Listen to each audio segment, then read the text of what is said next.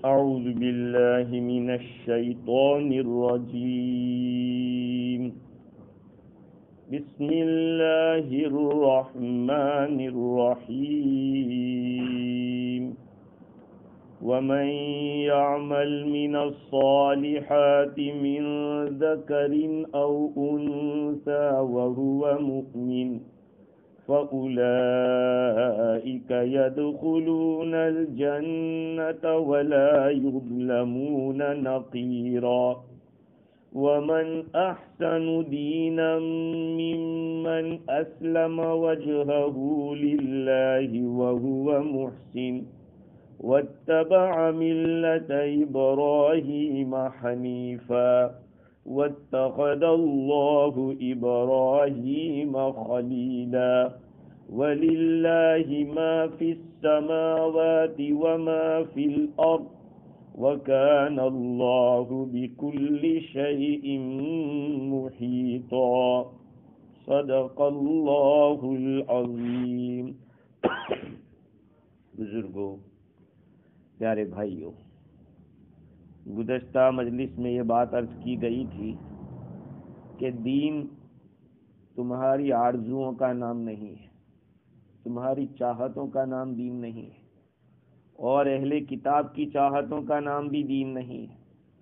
جو بھی برا کرے گا اس کو اس کا بدلہ دیا جائے گا.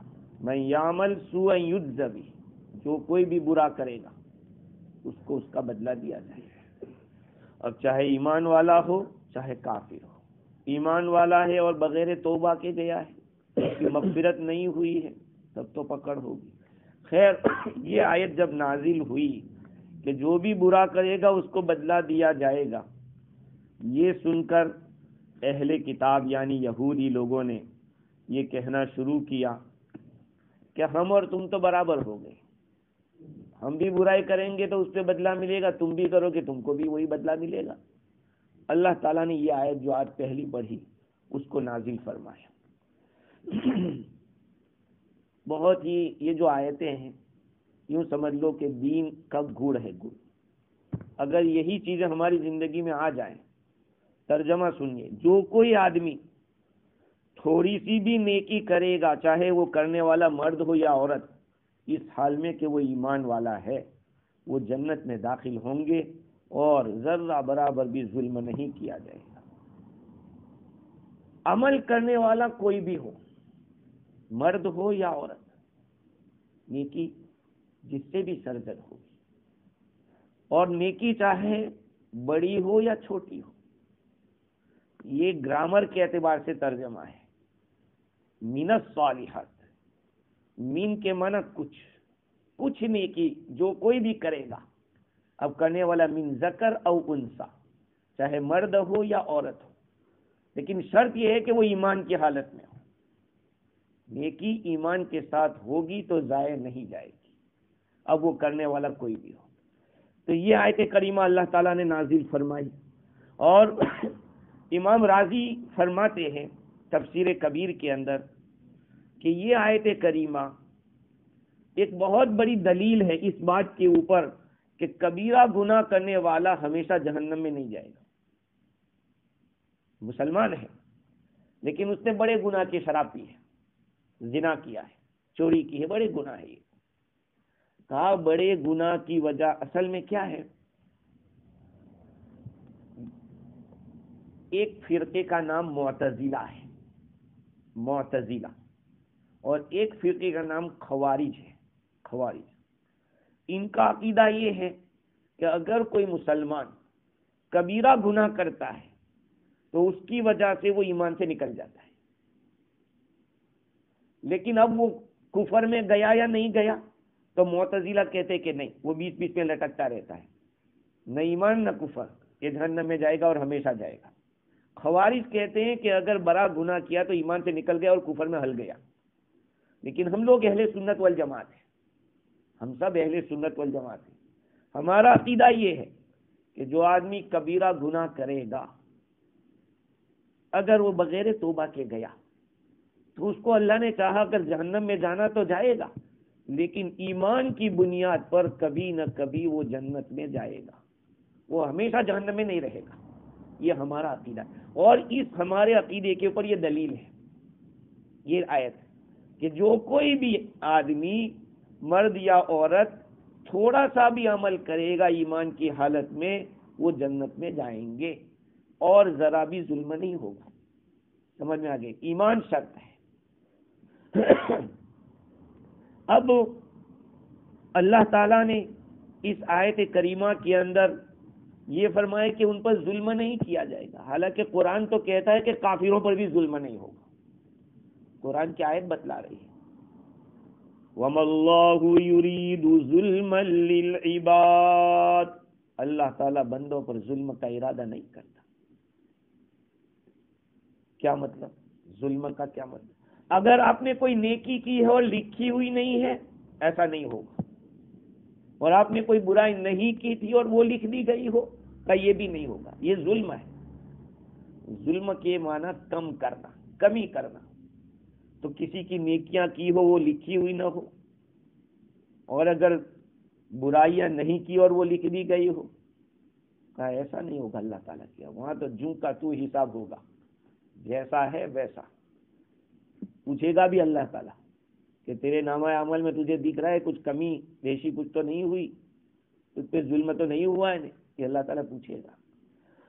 تو دیکھیے اللہ تعالیٰ نے خاص طور پر ایمان والوں کا کیوں ذکر کیا؟ جو نیک اعمال کریں گے ان لوگوں پر ظلم نہیں ہوگا، حالانکہ اللہ تعالیٰ تو کافروں پر بھی ظلم نہیں کرے گا۔ وما ربک بظلام للعبید، تیرا رب بندوں پر بالکل ظلم کرنے والا نہیں ہے، بالکل ظلم نہیں کرے گا۔ اس کا جواب یہ ہے کہ اصل میں جو ظلم نہیں کیا جائے گا، یہ جو لفظ آیا یہ ایمان والے، اچھے اعمال والے اور برے اعمال والے دونوں کے لیے ہے، دونوں پر ظلم نہیں ہوگا، چاہے وہ کافر کیوں۔ دیکھو ہم لوگ تو کیا کرتے ہیں، کوئی دشمن ہے جس سے نہیں پڑتی ہے تو اس کو کچھ موقع کے اوپر اس کو کٹنگ کر دیتے ہیں، اس کی تعریف ہو جائے تو تکلیف ہوتی ہے، ارے اس کی تعریف کی، وہ کہاں ایسا ہے؟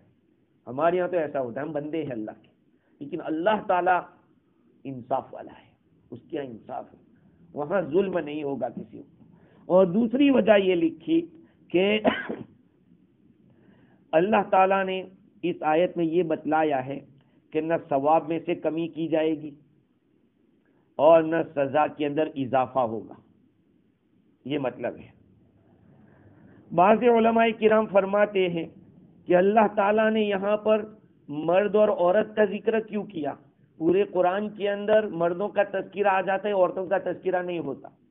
بعض جگہوں ہی کے اوپر اللہ تعالیٰ نے میل اور فیمیل کو ایسے اوپنلی بیان کیا ہے، ایسے عورت چھپانے کی چیز ہے، عورت چھپانے کی چیز اور دولت لٹانے کی چیز، لیکن ہم نے الٹا کیا، عورت کو ظاہر کر دیا اور دولت کو چھپا دیا بینک کے اندر ہے، دولت کو بینکوں میں بند کر دیا تاکہ کسی کو نظر نہ آئے، اور عورت کو باہر کھڑا کر دیا۔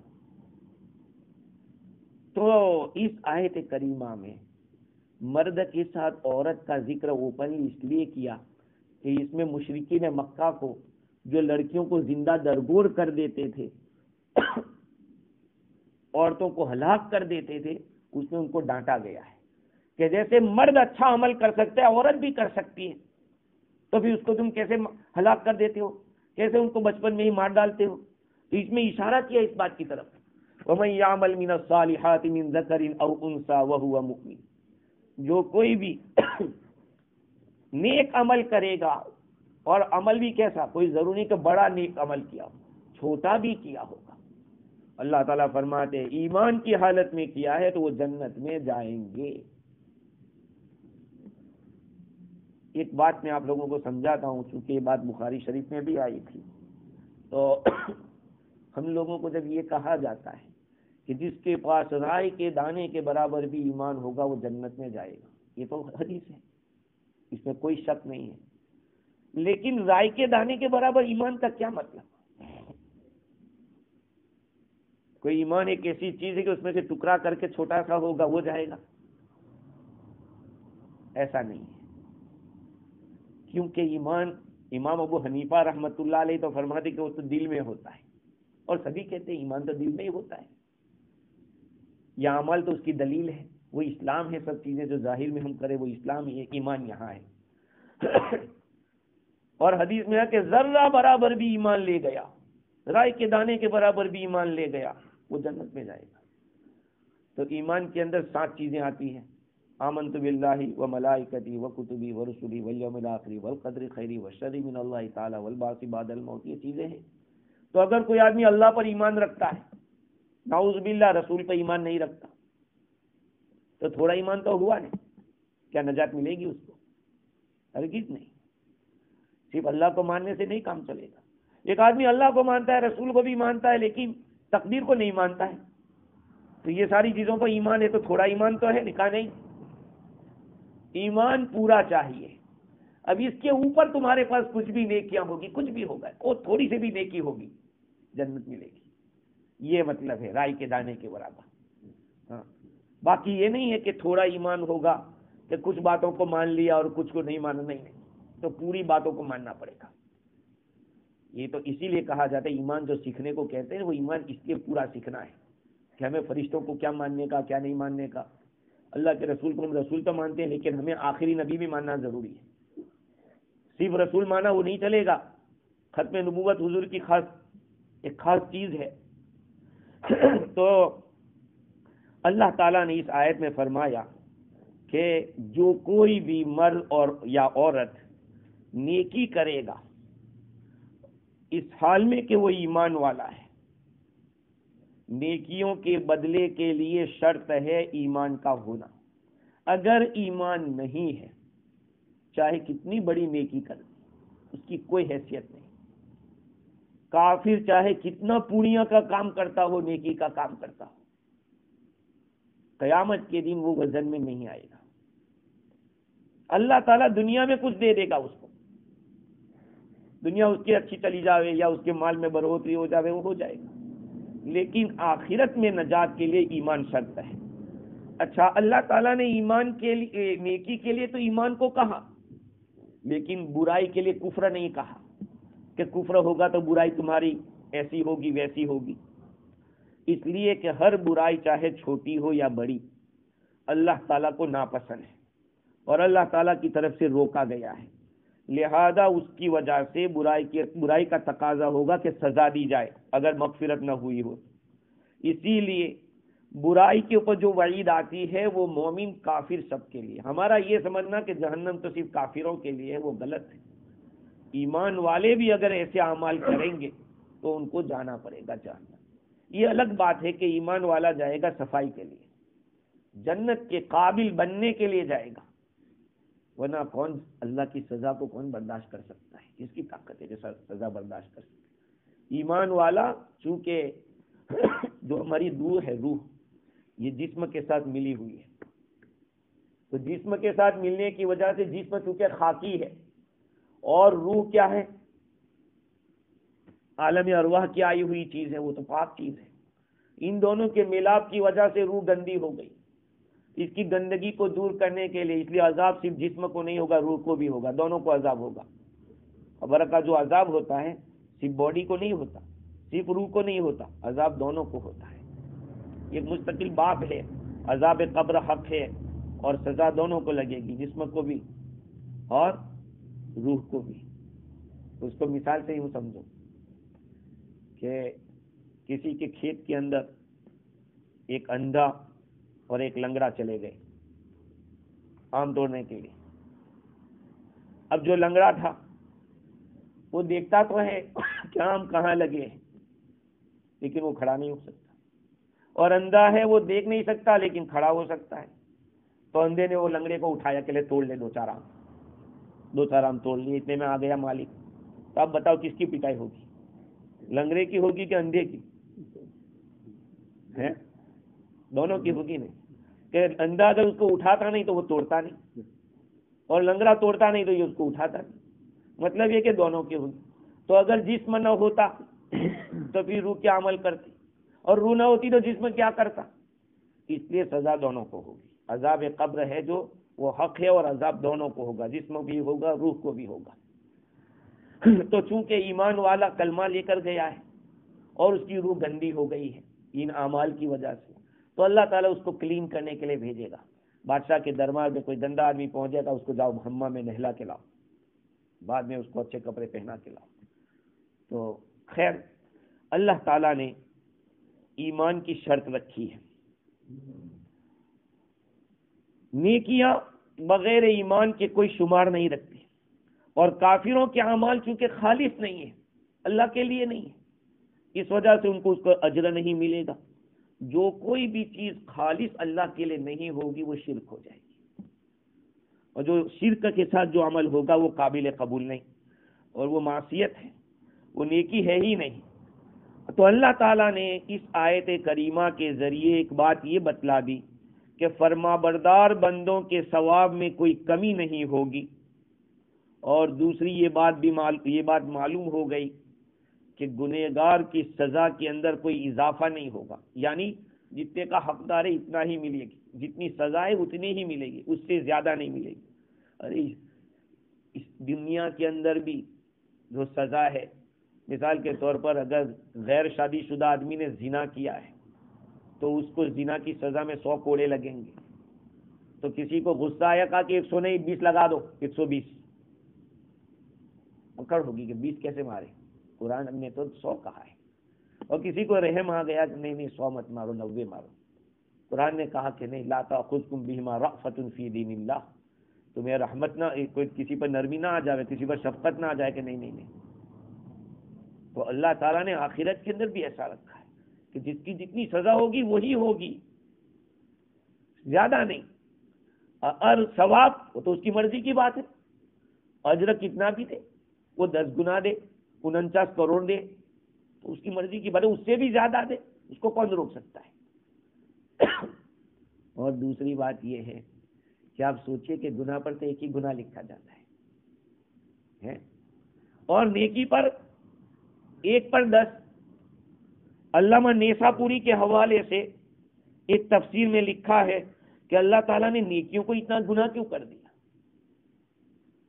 اب ایک آدمی 100 نیکیاں لے کر آیا اور ادھر 100 گناہ لے کر آیا, تو کہا جائے گا کہ 100 نیکیاں ہیں, اس کو 1000 کے برابر ثواب ملے گا, 1000 کا ثواب ملے گا. تو ہر نیکی میں سے 9 ثواب جو ہے اس کے کھاتے میں جائیں گے, اور ادھر جو 100 گناہ ہوئے تو ایک گناہ, ایک برائی کے, ایک نیکی ایک گناہ کے بدلے میں چلی جائے گی. اللہ چاہتے یہ ہے کہ میرا بندہ کامیاب ہو جاوے, اس کی نیکی کا پلڑا بھاری ہو جاوے, اس لیے ہر ایک نیکی پر 10 گناہ اور برائی ایک تو ایک ہی, تاکہ اگر بندہ گناہ لے کر آوے بھی تو اس کے کھاتے میں تو 9 جائیں گے, اگر گناہ کی وجہ سے نیکی جائے گی تو 1 جائے گی. تو یہ آیت کریمہ اس بات پر دلالت کر رہی ہے, ظاہری الفاظ سے یہ معلوم ہو رہا ہے کہ اطاعت کرنے والوں کے ثواب میں کمی نہیں ہوگی, اور آیت کی دلالت سے یہ معلوم ہو رہا ہے کہ گنہگار کی سزا کے اندر کوئی اللہ تعالیٰ اضافہ نہیں کریں گے, اس لیے کہ سزا کے زیادہ کرنے میں تکلیف زیادہ ہے. دیکھو ثواب کے کم کرنے کے اندر اتنا بھاری نہیں ہے جتنا سزا کو بڑھانا بھاری ہے, کیونکہ اللہ کی رحمت تو زیادہ ہے, اللہ کے غضب کے مقابلے میں. وسیعت رحمتی علی غضبی, میری رحمت تو میرے غصے کے اوپر غالب ہے, یہ کوئی حدیث ہے حدیث. تو اللہ رب العزت کا یہ نظام ہے کہ نیکیوں کو کے بھاؤ اللہ نے بڑھائے ہیں اور برائیوں کے لیے اس کے برابر ہی رکھا تاکہ بندہ نیکی کرے. اس لیے شاعر کیا کہتا ہے, نکوکاری از مردم نیک رائے یکیرا بدہمی نوی صد خدائی. لوگوں کی نیکیوں میں اللہ تعالیٰ 1 کے بدلے میں 10 لکھتا ہے. جوانا رہے طاعت امروز گیر کہ فردا جوانی نہ آیت زفیر.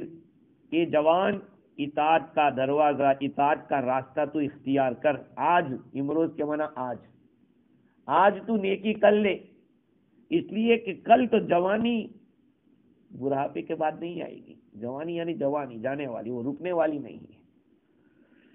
رہے خیر بازست و طاعت ولیک نہ ہر کس تواناست بر فعل نیک.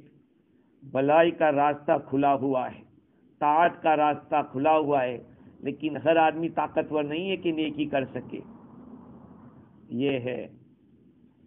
اس لیے آدمی کو چاہیے کہ نیکیاں کرے، اس لیے کہ نیکیوں کی وجہ سے ایمان کے نور میں اضافہ ہوتا ہے۔ سمجھو، کہتے ہیں نا نیکیوں سے ایمان بڑھتا ہے، ایمان نہیں بڑھتا، ایمان تو اندر ہے، وہ نہیں بڑھے گا، لیکن آپ کے ایمان کا جو نور ہے وہ بڑھتا ہے، اس کو کہا جاتا ہے۔ اسی لیے امام ابو حنیفہ رحمۃ اللہ علیہ تو یہی فرماتے ہیں کہ نیکیوں کی وجہ سے ایمان بڑھے گا نا، ایمان تو ویسا ہی ہے۔ دیکھو کسی کے 5 لڑکے ہو اور یہ 5 لڑکے دل میں کہ میرے 5 لڑکے ہیں، ان 5 لڑکوں میں سے 2 لڑکے بہت زیادہ مطیع اور فرما بردار ہیں، تو یہ تھوڑی کہ یہ 5 کے اندر سے 2 کے بارے میں تو رہے گا کہ 2 بیٹے ہیں 3 نہیں ہیں، نہیں، ان 2 کے بارے میں دل کے اندر بہت زیادہ محبت ہوگی، شفقت ہوگی، کیونکہ یہ دونوں بیٹے زیادہ مانتے ہیں، ہے کہ نہیں؟ ایسے ہی ایمان آپ کے سینے میں ہے، یہ ایمان نہیں بڑھے گا، وہ تو ویسا ہی، البتہ آپ نیکیاں کرتے جاؤ گے تو آپ کا نور ایمان اتنا بڑھے گا، اتنا بڑھے گا، بڑھتا ہی چلا جائے گا۔ اور اس کی وجہ سے معارف الہیہ، اللہ تعالیٰ کی معرفت حاصل ہوگی، سب سے بڑی بات ہے اللہ تعالیٰ کی پہچان، اللہ تعالیٰ سے تعلق۔ اس لیے دیکھو اللہ تعالیٰ کا جو علم ہے نا وہ افضل اعمال ہے، اللہ کو جاننا، اللہ کو پہچاننا یہ بہترین عمل ہے۔ اسی لیے حضور اکرم صلی اللہ علیہ وسلم سے پوچھا گیا کہ اللہ کے رسول ای الاعمال افضل، تمام اعمال میں افضل عمل کون سا ہے؟ حضور نے فرمایا العلم باللہ، اللہ کو جاننا، اللہ تعالیٰ کو جاننا۔ کہا گیا کہ اللہ کے رسول ہم الاعمال یزید، کہ اعمال بڑھتے ہیں، کہا کہ یعنی ای الاعمال یزید، کون سا عمل بڑھ جاتا ہے؟ کہا اللہ کو جاننا، دوبارہ یہی جواب دیا۔ کہا گیا کہ ہم تو عمل کے بارے میں پوچھتے ہیں، کیا کہا؟ عمل کے بارے میں پوچھتے ہیں، اور آپ تو علم بتلا رہے۔ حضور نے فرمایا کہ ہم بھی علم، ہاں تھوڑا عمل اگر علم کے ساتھ ہوگا وہ زیادہ نفع دے گا ایسے کثیر عمل سے جو جہالت کے ساتھ کیا جائے، یہ حضور نے فرمایا۔ ان قلیل العمل، تھوڑا عمل، ینفع مع العلم، علم کے ساتھ نفع دیتا ہے، وَإِنَّ كَثِيرَ الْعَمَلِ لَا يَنفع مع الجہل، اور زیادہ عمل اگر جہالت کے ساتھ کیا جائے تو نفع نہیں دے گا۔ اصل میں علم حاصل ہوتا ہے، یہ دل کی جو صفائی ہوتی ہے وہ توحید سے ہوتی ہے، توحید سے۔ اس لیے ذکر کرنے کا طریقہ کیا ہے؟ ہم تو ایسے بتے لا الہ الا اللہ، لا الہ الا اللہ، لا الہ، لیکن صوفیہ بتلاتے ہیں کہ اس طرح سے کرو، لا الہ الا اللہ، لا الہ الا اللہ۔ تو جب لا بولو تو یہ کہو کہ میرے دل کے اندر خدا کے سوا جتنی بھی چیزیں اس کو میں پھینک رہا ہوں، ادھر گندگیاں، جو کچھ بھی برے اخلاق ہے، جو کچھ بھی ہمارے اندر ہے، تو لا کے ذریعے ایسے پھینک رہا ہے، لا الہ، ادھر پھینک دیا، الا اللہ، اب اللہ کی محبت اپنے دل میں بٹھا رہا ہے، اس لیے کہ پہلے صفائی ہوتی ہے پھر چمک ہوتی ہے۔ پہلے یہ تو انگریزی دوا ہم لوگ کھاتے ہیں کہ انگریزی دوا میں گئی تو جو کچھ ہے اس کو وہیں جلا دے گا اور وہ دوسرے شروع کرے گا، لیکن آیورویدک کے اندر تو پہلے اسہال دیتے ہیں، گولی دیتے ہیں کہ سارا پیٹ صفا ہو، پیٹ صاف ہو گیا، اب اس کو مقویات دو، طاقت والی چیزیں دو تاکہ اب آگے بڑھے۔ تو وہاں پہلے تصفیہ ہوتا ہے پھر تحلیہ ہوتا ہے، پہلے صفائی بعد میں چمک۔ تو قرآن یہ دین میں بھی ایسا ہے کہ لا الہ الا اللہ کے ذریعے نکالو اور پھر الا اللہ بولو، لا الہ کے ذریعے نکالو، دل کو صاف کرو، اور الا اللہ بول کے دل کے اندر چمک پیدا کرو۔ خیر، تو اللہ تعالیٰ فرماتے ہیں کہ ولا یظلمون نقیرا، اصل میں نقیر اس کو کہتے ہیں کہ کھجور کی گٹھلی کا وہ حصہ جہاں سے کھجور کا درخت اگتا ہے، کتنا بڑا ہوتا ہے؟ کھجور کی گٹھلی تو بڑی ہوتی ہے، لیکن وہ جہاں سے اگتا ہے وہ کتنا بڑا ہوتا ہے؟ آپ لوگوں نے شاید دیکھا ہو یا نہ دیکھا ہو، گیہوں کا دانا، جوار کا دانا جب چیونٹی لے کے جاتی ہے نا، چیونٹی لے کے جاتی ہے، تو چیونٹی سب سے پہلے کس کو ڈیمیج کرتی ہے معلوم؟ کہاں؟ اس کا سر ہوتا ہے، کیونکہ وہ جانتی ہے کہ یہ یہیں سے اگنے والا ہے، اس کو میں کھا جاؤں گی تو یہ اگے گا نہیں۔ اس کے مقابلے میں دھنیا، وہ دھنیا ایسا نہیں ہے، وہ ہر طرف سے اگ سکتا ہے، دھنیا کا دانا کیا کہتے ہیں، اس کو توڑ ڈالو اور پھر بوتے ہیں، وہ کہیں سے بھی اگ سکتا ہے دھنیا. خیر تو اس کو نقیر کہتے ہیں. کہ اتنا بھی ظلم نہیں ہوگا، اتنا بھی نہیں. آگے کی آیت دیکھیے، بہت ہی ایسی آیت ہے کہ ہم لوگ اس کو طبیعت مچل جاتی ہے سن کے. وَمَنْ أَحْسَنُ دِينًا مِّمَّنْ أَسْلَمَ وَجْهَهُ لِلَّهِ وَهُوَ مُحْسِنٌ وَاتَّبَعَ مِلَّةَ إِبْرَاهِيمَ حَنِيفًا. اور اس آدمی سے زیادہ بہتر دین والا کون ہو سکتا ہے جس نے اپنے آپ کو اللہ کے حوالے کر دیا ہو اس حال میں کہ وہ نیکوکار ہو، اور اس نے ابراہیم علیہ السلام کے ملت کا اتباع کیا ہو اس حال میں کہ وہ تمام باطل دینوں سے ہٹ کے ہیں، اور اللہ تعالیٰ نے ابراہیم علیہ السلام کو خلیل بنایا. مفتی شفیع صاحب رحمۃ اللہ علیہ فرماتے ہیں کہ یہ جو آیت ہے نا، دنیا میں جتنے دھرم چل رہے ہیں، دھرم کا مطلب سمجھے یہودی ایک دھرم، کرسچن ایک الگ دھرم کی بات ہو گئی. جتنے فرقے چل رہے ہیں، فرقے جیسے کہ شیعوں کا ایک فرقہ، اہل حدیث کا ایک فرقہ، جماعت اسلامی کا ایک فرقہ، اور بھی بہت سارے فرقے سمجھ لو آپ لوگ. کہا کہ ان میں سچا کون ہے، اس کا میزر اس آیت میں بتلایا ہے. اس آیت میں میزر بتلایا کہ آپ کو پہچاننا ہے کہ دنیا کے دھرموں کے اندر اور دنیا کے فرقوں کے اندر سچا دھرم، سچا فرقہ کون سا ہے جس میں یہ دو باتیں ہوگی. ایک ومن اسلم وجہہ للہ، جس نے اپنا چہرہ اللہ کے سامنے جھکا دیا. اخلاص، کیا اخلاص. اور آگے فرمایا وہو محسن، اور وہ نیکوکار بھی ہونا چاہیے. ایک آدمی کام تو کر رہا ہے اچھا، لیکن اللہ کے نبی کے طریقے کے موافق نہیں ہے، وہ محسن نہیں ہے، ریجیکٹ. چاہے کتنا مر جاوے، کتنا مجاہدہ کر ڈالے. ہاں یہ مت سمجھو کہ اسلام میں ہی مجاہدہ ہے، غیر قومیں بھی بہت ہی مجاہدہ کرتے ہیں. ہندوستان کے راستوں کے اوپر، روڈ کے اوپر عورتیں چلتی ہے ننگے پاؤں، کھلے پاؤں، کانٹوں کے اندر ایسے ہی چلتے ہیں. وہ یہ سوچتے ہیں کہ ہم دین کر رہے ہیں، مجاہدہ کر رہے ہیں. تو ان لوگوں کے یہاں تو پہلے یہ تو ہے نہیں کہ اللہ کے لیے کرنے کا، وہ تو وہیں سے ختم. ہماری بھی بعض جماعتیں ایسی ہے مسلمانوں کی کہ جو اپنی منمانی سے کسی چیز کو طے کر کے رکھا ہے کہ یہ دین ہے، حالانکہ حضور سے اس کا ثبوت نہیں. یہ بھی ریجن. دیکھو بہت سارے لوگ یہ تو سوچتے ہیں کہ ہم اللہ کے لیے کر رہے ہیں، یہاں تک تو ٹھیک ہے، لیکن اب ہم جو بھی کریں نیکی نہیں. معیار یہ ہے کہ نیکی کرو وہ بھی کہ خالص اللہ کے لیے، ایک بات، اور دوسرا وہ بھی محسن، احسان کے ساتھ، عمدگی کے ساتھ، یعنی اللہ کے رسول کے طریقے کے ساتھ. اللہ کا رسول کا طریقہ کیا تھا؟ وَاتَّبَعَ مِلَّةَ إِبْرَاهِيمَ حَنِيفًا، ابراہیم علیہ السلام کے ملت کا اتباع.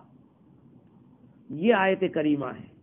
اوپر اللہ تعالیٰ نے یہ فرمایا کہ نجات آدمی کو کیسے حاصل ہو سکتی ہے اور جنت سے کامیاب کیسے ہو سکتا ہے.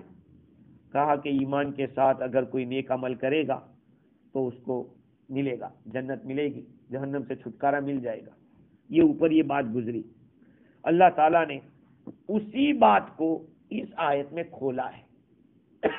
اس آیت کو وہ مؤمن کا لفظ آیا تھا نا، کسی مرد اور عورت نے ایمان کی حالت میں نیکی کی، تو نیکی کس کو کہیں گے؟ ایک بات، اور دوسرا ایمان.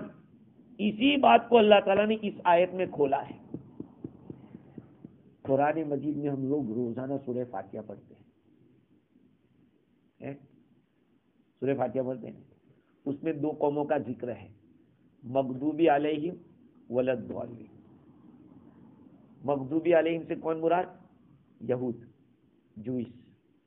اور ضالین سے کون مراد؟ کرسچن. اس لیے کہ یہودی لوگوں نے شہوتوں کا اتباع کیا، شہوتوں کا، اور کرسچنوں نے شبہوں کا اتباع کیا، شبہات، ڈاؤٹس، وہ ڈاؤٹس کے پیچھے چلتے ہیں، دنیا میں بھی اور دین میں بھی شبہات پہ چلتے ہیں۔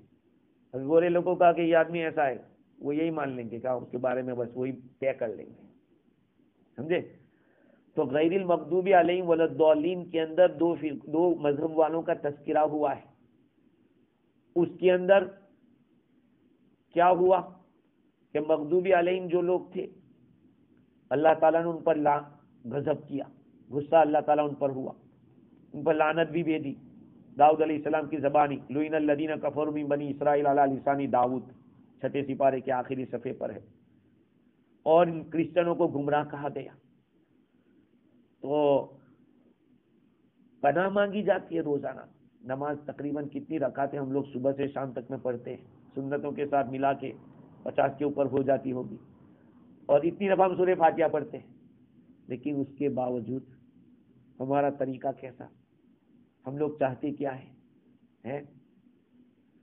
تو اس آیت کریمہ میں اللہ تعالیٰ نے اسی بات کو بتلایا ہے، صراط الذین انعمت علیہم، ان لوگوں کا راستہ جن پر انعام کیا ہے۔ تو وہ وہی لوگ ہیں جو من اسلم وجہہ للہ وہو محسن، اپنے آپ کو اللہ کے تابع کر دیا، اپنا چہرہ جھکا دیا اللہ کے سامنے، اور وہ بھی اچھے اعمال کرتے، نیکوکار ہونے کی حالت میں۔ ایسے ہی قرآن میں دوسری جگہ بھی فرمایا وَمَنْ أَرَادَ الْآخِرَةَ وَسَعَى لَهَا سَعْيَهَا وَهُوَ مُؤْمِنٌ فَأُولَئِكَ كَانَ سَعْيُهُمْ مَشْكُورًا۔ سورہ بنی اسرائیل میں 15ویں پارے میں دوسرے رکوع میں اللہ تعالیٰ فرماتے ہیں کہ جو آدمی آخرت کا ارادہ کرے گا اور اس کے لیے جیسی کوشش کرنی ہے ویسی کوشش کرے گا، اس حال میں کہ وہ ایمان والا ہے، تو ان کی کوشش قابل قبول ہوگی۔ اس لیے اخلاص اور سنت نبوی یہ آپ کے عمل کا معیار ہے۔ کسی بھی فرقے کو دیکھ لو، یہ 2 چیزیں ہیں تو ٹھیک ہے، نہیں ہے تو بیکار ہے۔ اخلاص بھی ہونا چاہیے، ریاکاری ہوگی نہیں چلے گا۔ تفسیر کبیر کے اندر امام فخر الدین رازی نے صحب لفظوں میں لکھا کہ دیکھیے، ہم آپ کو سمجھاتے کتنے مذہب کے بارے میں انہوں نے لکھا۔ مشرکین وہ تو شروع سے ہی بتوں کو مانتے ہیں، اللہ کے ساتھ بات ہی نہیں ہے، تو وہ تو وہیں سے گئے۔ وہ تو یہ کہتے ہیں کہ ہؤلاء شفاعنا عند اللہ، ہم بتوں کی پوجا اس لیے کرتے ہیں کہ اللہ کی ہماری سفارش کریں گے، یہ تو یہیں سے گزرے۔ دوسری ایک جماعت ہے دہریہ، دہریہ جانتے ہو؟ دہریہ بے دین لوگ، کوئی دین نہیں، کہا کیا ضرورت ہے دین کی، ہمارے پاس پیسہ ہے، پلین ٹکٹ خریدا جا سکتے، کوئی ضرورت نہیں، راستے اتنے اچھے، گاڑی لی چلے۔ میں ایک دفعہ نیوزی لینڈ کے اندر اپنے مسجد میں بیٹھا ہوا تھا، تو وہ جو گارڈنر آیا تو اس سے بات چیت میں نے دعوت دی اس کو دین کی، تو مجھے کہا کہ دین کی کیا ضرورت ہے، پیسہ ہے جب میں تو سب کچھ ہو سکتا ہے۔ اب یہ دہریہ۔ اور کچھ لوگ ایسے ہوتے ہیں جو طبی یعنی نیچرلی ہوتے ہیں، نیچر پر چلتے ہیں، وہ نیچر کو سب کچھ مانتے ہیں۔ یہ لوگ سورج ستاروں کو مانتے ہیں، آسمان کو مانتے ہیں، نیچر کو مانتے ہیں، خدا کو نہیں مانتے، یہ بھی گئے۔ یہودی لوگ کیا کہتے ہیں، ہم تو نبی کی اولاد ہیں، ہم کچھ بھی کریں کوئی بات نہیں، ہمیں کچھ ہونے والا نہیں ہے۔ نصارہ نے کیا کہا کہ اللہ تو 3 کا تیسرا ہے، وہاں تو توحید ہی نہیں رہی۔ تو یہ سارے دھرم والے ایسے گئے، اور ان میں ان کے ساتھ ساتھ جو معتزلہ جس فرقے کا میں نے نام لیا تھا، اس میں یہ ہے کہ اگر گناہ ہے تو پھر کوئی بچا نہیں سکتا، نیکی ہے تو کوئی برباد نہیں کر سکتا، یعنی اللہ کا فضل سے جنت ملے گی، اور گناہ اللہ معاف بھی کر سکتا ہے، ان کیا یہ سب چیزیں نہیں ہیں۔ اہل سنت والجماعت نے کیا کیا، سارا معاملہ اللہ کے حوالے کر دیا۔ اللہ پیدا بھی کرتا ہے، اللہ تعالیٰ شکلیں بھی بناتا ہے، سب کچھ، اور یہ بھی کہا کہ ایجاد کرنے والا، اثر ڈالنے والا اللہ کے سوا کوئی نہیں۔ تو اہل سنت والجماعت نے اپنے آپ کو اللہ کے سامنے سرنگف، اپنے کو سرنڈر کر دیا اور اللہ کے فضل کے تابع ہو گئے۔ تو ظاہری بات ہے کہ یہ لوگ کامیاب ہوں گے۔ اللہ تعالیٰ فرماتے ہیں کہ اس آدمی سے زیادہ بہتر دین کس کا ہو سکتا ہے جس نے اپنا چہرہ اللہ کے سامنے سونپ دیا، اس حال میں کہ وہ محسن ہے، نیکوکار ہے۔ محسن وہی دیکھو، حسن کس کو کہتے ہیں؟ خوبصورتی کو کہتے ہیں۔ تو خوبصورتی ہر جگہ کی الگ الگ ہوتی ہے. ہاں چاہے کلر لڑکی کا کالا ہو لیکن اس کے اعضاء مناسب طریقے کے ہوں گے تو اس میں حسن پایا جائے گا. کبھی ایسا ہوتا ہے کہ گورا چکتا ہے لیکن اعضاء میں ناک چھوٹا سا ہے یا ناک بڑا سا ہے تو اس کو کون خوبصورت کہے گا؟ عمل میں بھی ایسا ہے کہ عمل میں حسن کہاں سے آئے گا؟ کہا عمل تو وہی حسین ہے جس کو خدا نے کہہ دیا. اور اللہ نے یہ کہا ہے کہ میرے نبی کے طریقے سے جو بھی کر کے آؤ گے، چاہے ٹوائلٹ جا کے آؤ، اس کا ثواب دوں گا. اس لیے شیخ زکریہ رحمۃ اللہ علیہ فرماتے ہیں کہ ایک آدمی لمبی لمبی نماز پڑھ رہا ہے لیکن سنت کے خلاف، اور ایک آدمی ٹوائلٹ جا کے آتا ہے سنت کے طریقے کے مطابق، تو اس کا نیکی ہے. ٹوائلٹ جانا ثواب ہے، اس کا نماز پڑھنا گناہ ہے، کیونکہ حضور کے طریقے سے میچ نہیں کھا رہا ہے. تو یہ دو شرطیں ہیں کسی بھی جماعت کو صحیح سمجھنے کے لیے، کسی بھی فرقے کو صحیح سمجھنے کے لیے. ایک اخلاص ہونا چاہیے. ریاکاری ہے، دکھلاوا ہے، یا شہرت ہے، یا بڑا بننا ہے، کہا نہیں.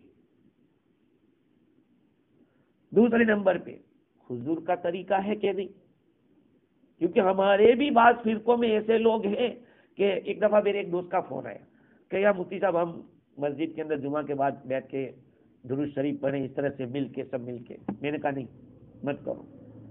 کہا کیوں؟ میں نے کہا اس طرح سے ثابت نہیں ہے. یہ آج تو تم شروع کرتے ہو، دیکھو ہمیشہ ایک بات یاد رکھو، کوئی بھی بدعت ہوتی نا وہ شروع میں بہت اچھی لگتی ہے، چلتی ہے، اور جب جڑ پکڑ لیتی ہے تو اس کو نکالنا مشکل پڑ جاتا ہے. یہ ہے. اور سنت سادگی والی ہوتی ہے، اس کو بھی میں نے سمجھایا، وہ سمجھ گیا، کہا کہ بس سب تو ٹھیک ہے. تو جو چیز ہے وہ ہے، نہیں ہے. اس لیے ہر ایک کو چاہیے کہ سنتوں کو معلوم کرے کہ کیا ہے اس میں، سنت کیا ہے. نماز ہے، روزہ ہے، سب چیزوں کے. دیکھو روزے کے بارے میں ہم لوگ وہ دعا جو افطاری کی ہوتی ہے سب پڑھتے ہیں، کیونکہ افطاری کا اللہ ملا قسم تو ابھی کامن تو پڑھتے ہیں. لیکن افطاری کے بعد کی دعا کون پڑھتا ہے؟ ذهب الظمأ وابتلت العروق وثبت الاجر انشاءاللہ، یہ کون پڑھتا ہے؟ قابو میں نہیں آتا. کبھی کبھار توفیق ہو جاتی ہے لیکن یہ کہ قابو میں نہیں رہتا. تو یہ بھی سنت ہے. ان سنتوں کو زندہ کرو. اسی لیے کہ من احیا سنتی عند فساد امتی فلہ اجر مئات شہید کما قال. جس آدمی نے میری سنت کو زندہ کیا اس وقت جبکہ میری امت میں بگاڑ تھا، اس کو 100 شہیدوں کا ثواب ملے گا. جو سنتیں مردہ ہو چکی اس کو زندہ کرو. خیر اس کے اوپر مزید گفتگو اور کرنا ہے انشاءاللہ آئندہ کریں گے. اللہ تعالیٰ مجھے بھی اور آپ کو بھی عمل کی توفیق عطا فرماوے اور موت تک قرآن مجید کے ساتھ وابستہ رکھے. سبحان اللہ بحمدہ، سبحانک اللہم و بحمدک، نشہد ان لا الہ الا انت، نستغفرک.